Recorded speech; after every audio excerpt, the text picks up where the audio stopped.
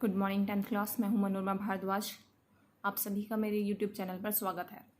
इसे previous video में हम आपको एसिड का जनरल इंट्रोडक्शन आप लोगों को बता चुके हैं और उसमें हम आपको बता चुके हैं कि एसिड्स को वाटर की अमाउंट के बिहाफ पर दो पार्ट्स में क्लासीफाई किया गया है, concentrated acids and dilute acids. तो अब हम इस वीडियो में डाइल्यूशन ऑफ एसिड की बात करेंगे कि आखिरकार एसिड को डाइल्यूट किस तरीके से किया जाता है।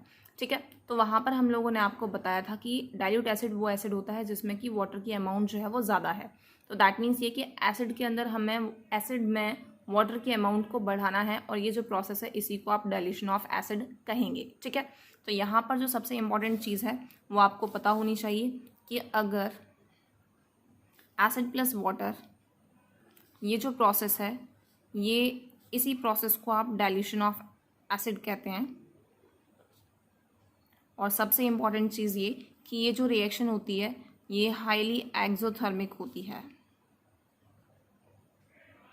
एक्सोथर्मिक का मतलब आप सभी को पता है कि दैट मीन्स ये कि अगर एसिड प्लस वाटर वाली जो चीज़ अगर आप इस प्रोसेस को करते हैं तो इस रिएक्शन में बहुत ज़्यादा अमाउंट में हीट जो है वो रिलीज होती है। ठीक है, तो अगर हम डाइल्यूशन ऑफ एसिड की बात करेंगे तो डाइल्यूशन ऑफ एसिड को हम लोग दो पार्ट्स में क्लासीफाई कर सकते हैं।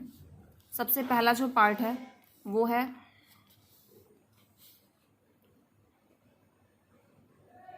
वाटर इन एसिड, मीन्स आप एसिड में पानी को मिला दें, और जो दूसरा पार्ट है वो है एसिड इन वाटर,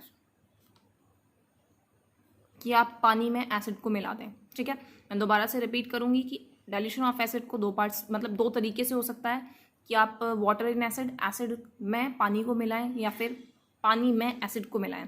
आप लोग कहेंगे कि मैम दोनों ही चीज़ें सेम हैं, और आप अपना हिंदी वाला एक मुहावरा दे सकते हैं कि चाहे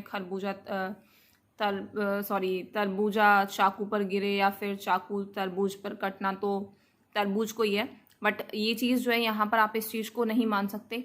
इन दोनों ही चीज़ों में बहुत ज़्यादा फ़र्क है। इनमें से कोई एक जो तरीका है वो सही है और एक तरीका जो है वो गलत है। ठीक है, एक तरीका सेफ़ है और एक तरीका जो है वो बहुत ज़्यादा हार्मफुल है। तो अब हम लोग यहाँ पर इस चीज़ को समझने की कोशिश करेंगे कि कौन सा तरीका सही है और कौन सा तरीका गलत, कौन सा तरीका सेफ़ है और कौन सा तरीका हार्मफुल। ठीक है, तो अब हम लोग यहाँ पर सबसे पहले जो बात करेंगे वो बात करेंगे वाटर इन एसिड। अगर हम वाटर इन एसिड की बात करेंगे तो मैं यहाँ पर आप लोगों को लैंग्वेज की हेल्प नहीं ले रही हूँ, मैं आपको सीधे सीधे डायग्राम की हेल्प से समझाऊंगी कि आप जो है एक बीकर लिया हुआ है, उस बीकर के अंदर आपके पास में एसिड है। ठीक है, और आप इसके अंदर जो है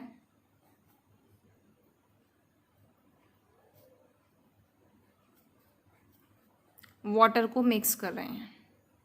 ठीक है, अगर यहाँ पर अगर हम लोग देखें तो हम लोगों ने आपको समझाया था कि अगर एसिड और वाटर की जब रिएक्शन होगी तो रिएक्शन हाईली एक्सोथर्मिक होगी।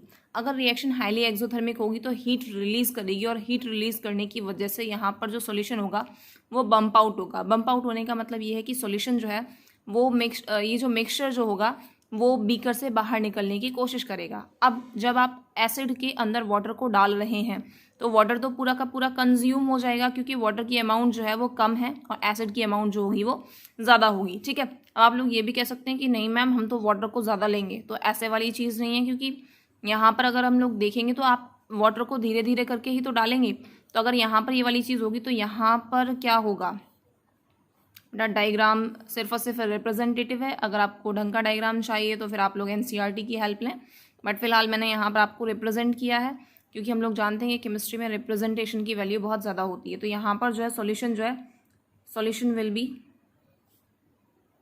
Bump out. अब यहाँ पर जो मैं आपको बताना चाहती हूँ वो ये बताना चाहती हूँ कि जब सॉल्यूशन बम्प आउट होगा तो यहाँ पर एसिड जो है वो बाहर आएगा, और अगर एसिड बाहर आएगा तो दैट मीन्स यहाँ पर हम ऐसा कह सकते हैं कि यहाँ पर जो स्टीम जो होगी वो बहुत ज़्यादा एक्सप्लोसिव होगी, स्प्लैश आउट हो जाएगा एसिड, और वो जो स्प्लैश आउट एसिड होगा वो हमारे फेस पर, हमारे क्लोथ्स पर आ सकता है, और ये जो एसिड है उससे हम लोग जल सकते हैं। तो ये जो तरीका है ये रॉन्ग मेथड है। ठीक है, ये जो तरीका है ये गलत है और ये सेफ बिल्कुल भी नहीं है। ठीक है, मैंने लैंग्वेज नहीं लिखवाई है, लैंग्वेज आप लोग अपने आप लिखेंगे। यहाँ पर जो दूसरा जो मेथड है वो दूसरा मेथड हो सकता है एसिड को वाटर में मिक्सअप किया जाए। अगर एसिड को वाटर में मिक्सअप किया जाए तो देखते हैं क्या होगा। अगेन हमारे पास एक बीकर है, उस बीकर में हम लोगों ने क्या लिया है, वाटर। पहले हम लोगों ने बीकर में एसिड लिया था, आपने एक टेस्ट ट्यूब ली, उस टेस्ट ट्यूब में से आप क्या चीज़ डाल रहे हैं, एसिड जो है ये डाल रहे हैं वाटर के अंदर। सबसे पहली चीज़ ये कि रिएक्शन ऑब्वियस सी बात है कि एक्सोथर्मिक होगी, लेकिन वाटर जो होगा वो यहाँ पर उस हीट को अपने अंदर एब्जॉर्ब कर लेगा। बट इफ़ इन केस यहाँ पर भी स्प्लैश आउट वाली कंडीशन अगर बनती है तो एसिड पूरा का पूरा कंज्यूम हो जाएगा, और अगर आपके ऊपर आएगा तो हल्का बहुत गर्म पानी आएगा। तो और हम लोग इस चीज़ को अच्छी तरीके से समझ सकते हैं कि गर्म पानी इतना ज़्यादा हार्मफुल नहीं होगा जितना कि यहाँ पर जो एसिड होगा वो होगा। तो यहाँ पर हम लोग ये कहेंगे कि राइट मेथड है। ठीक है, लैंग्वेज आप लोग अपने आप लिखेंगे, तो मैं यहाँ पर मेंशन कर देती हूँ कि वाटर इन एसिड डाइल्यूशन का जो ये तरीका है ये गलत है, जबकि एसिड इन वाटर जो है ये सही तरीका है। ठीक है, लैंग्वेज आप लोग अपने आप लिखेंगे। मेरे ख्याल से आप लोगों को समझ में आ गया होगा, कहीं पर कोई भी दिक्कत नहीं आई होगी। ठीक है, थैंक यू।